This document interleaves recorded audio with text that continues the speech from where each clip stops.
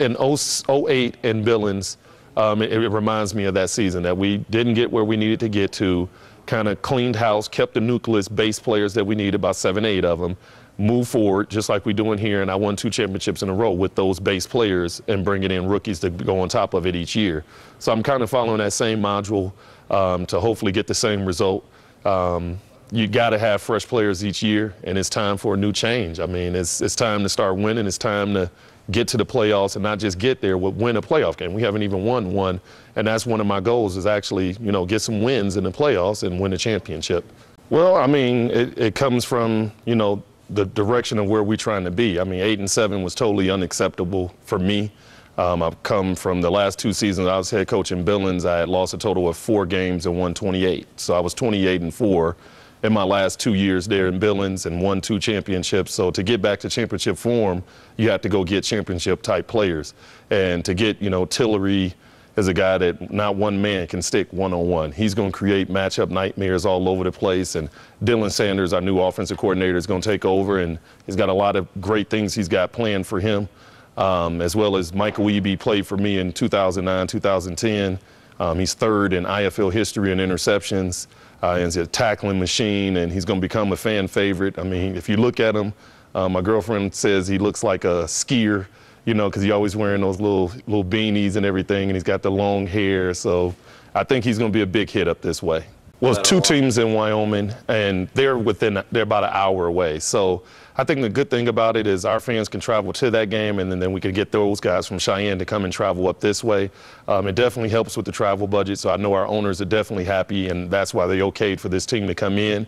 I'm excited about it because when we went to their press conference down there, they were talking a bunch of mess, and 2 players that I've cut in my past, they actually play for them, and they're stars there. And so it's going to be very interesting. It's going to be, you know, fun. Some renewed vigor to come back and actually have a rivalry, something like that, just starting off is good. I mean, we play them, I think, 3 or 4 times next year, and that's our preseason game opens up against them. So can't wait for that.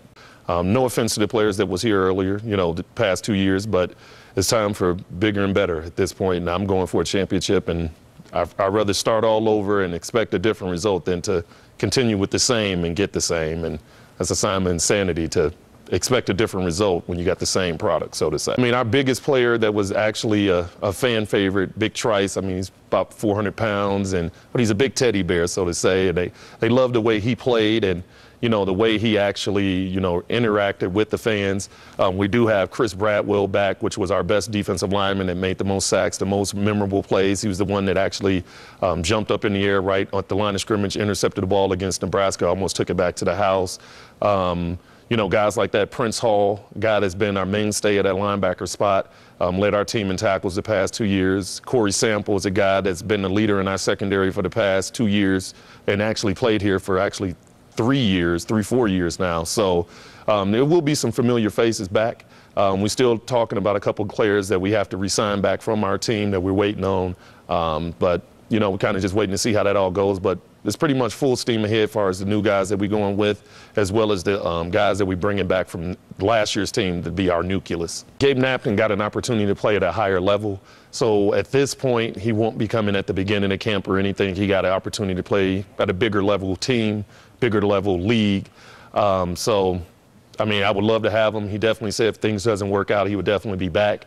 But Mr. Sisson is signed to come and play for us. The Colorado State star, he played with the Seattle Seahawks. I'm expecting big things from him at that linebacker position as well as some safety position. And, I mean, I love looking at his film because he did lead the nation in forced fumbles last year, so that definitely let me know he's a physical player.